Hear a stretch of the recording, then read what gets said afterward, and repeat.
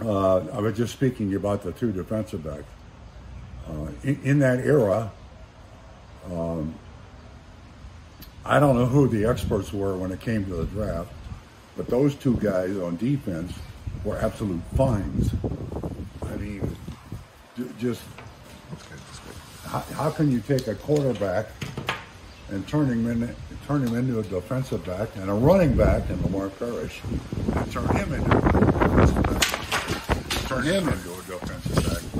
And not only did they succeed, but they were complete corners.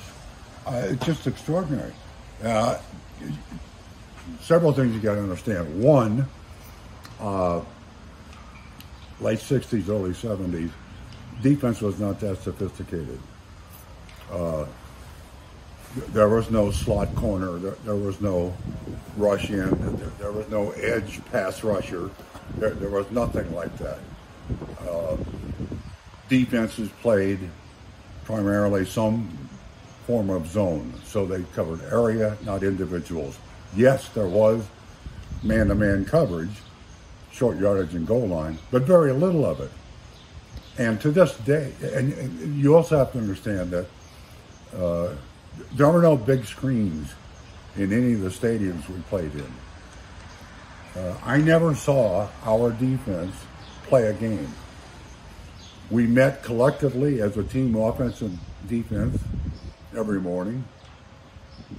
The offense sat in the front of the room, defense sat in the back of the room. Why? Because we were in the offensive room. Paul Brown got done talking, defense left, and we looked at what we did. We never saw what our defense did on film. And remember, it was 8mm film, and I think we had, the franchise had maybe 6 projectors. There really was no way for us to see what our defense was doing. So I didn't know Ken Riley. He was our starter. He played on defense. We were teammates. We talked about anything and everything. He didn't talk offense with me. I didn't talk defense with him. But he was never in the training room. And that's where all the BS really started. But the more I saw what he was doing, the more I just couldn't believe that he was a college quarterback. And I even asked his son last year when he was in town, Kenny, I said, who taught your dad to play defense? Kenny said, I don't know. And I wasn't smart enough to at some point sit down with Ken Riley and say, look, when they drafted you, you were a quarterback. The day after they drafted you, you were a defensive back. Who taught you to backpedal? Was it Jake Gaither? That was his coach at Florida A&M. Who taught you? I never had the good sense to ask him. I mean, we talked about family, we talked about lots of things, but the two greatest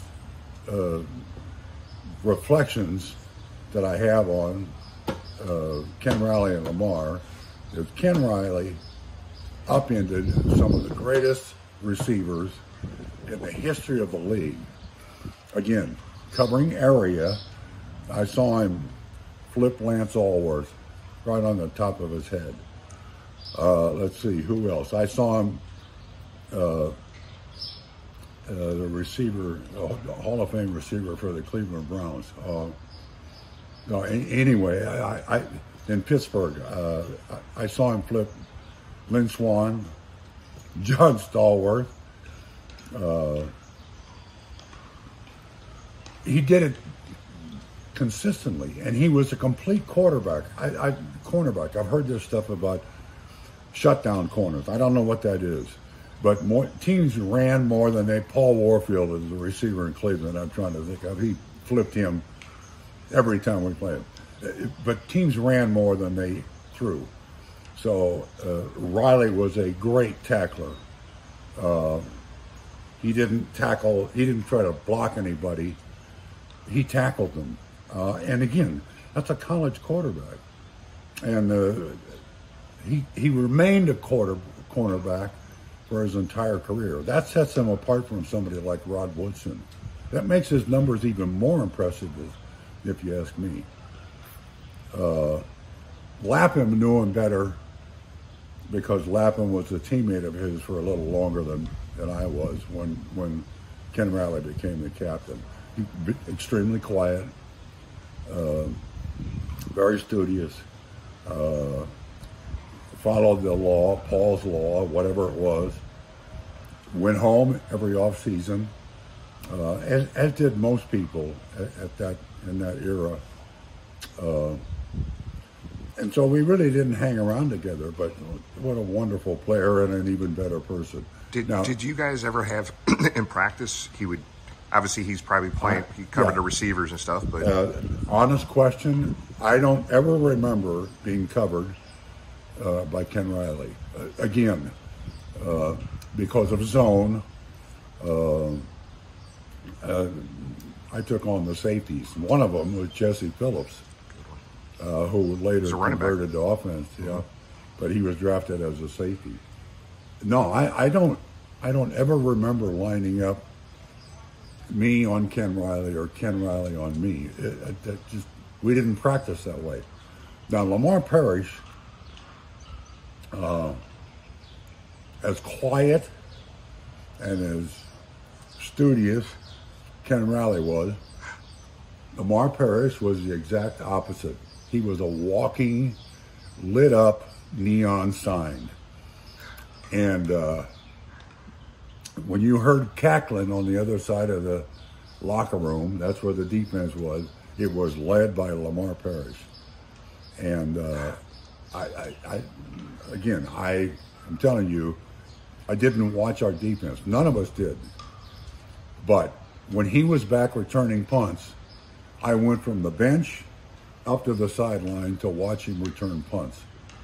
Again, a college running back converted to defensive back, and every time he touched the football, interception, fumble recovery, whatever, he was not looking to just possess it. He was looking to score. And every time he returned a punt return, I was watching. He was that exciting. So he was electric, right? So people compared him, he was like the Deion Sanders of the 1970s. Very good. Yes, very good example. Lemar was, he took advantage of every situation to be a running back. He was marvelous to watch. Ken Riley was fluid, saved a lot of steps just by making the right steps. Lemar was chopping all over the place and stopping and starting, and he just never stopped entertaining us.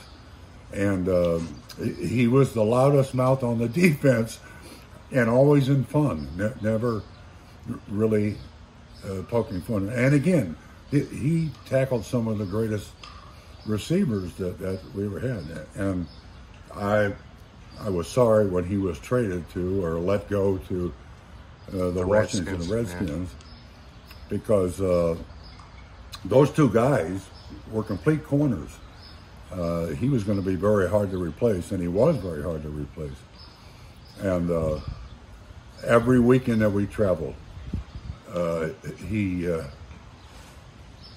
dressed like it was New Year's Eve.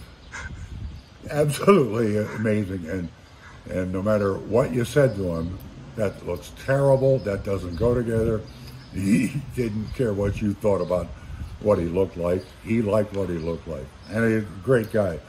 But both of those guys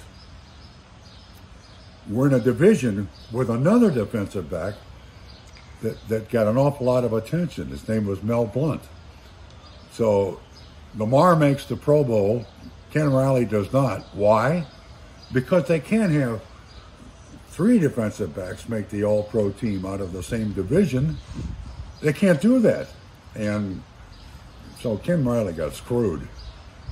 He deserved it many, many years. But Lemar, with his ability to make headlines and return the punts and interceptions, he just got more attention than Riley did. They were a great team. They were great guys to be around. But again, 54 years ago, it was not that sophisticated. And there was no replay in any stadium we played in. In the Astrodome, they had a great big screen, but it never showed a play. It showed numbers, it showed statistics, it showed ads, but it never ran a replay that I can remember, at least in the early years. So now it's everywhere. Now you can watch your defense sitting on the bench. You can't we couldn't do that then. And much deserve more attention than they've gotten. And it's a damn shame that Riley passed away, and whatever accolades you can pay to him, it means nothing to him and everything to his family.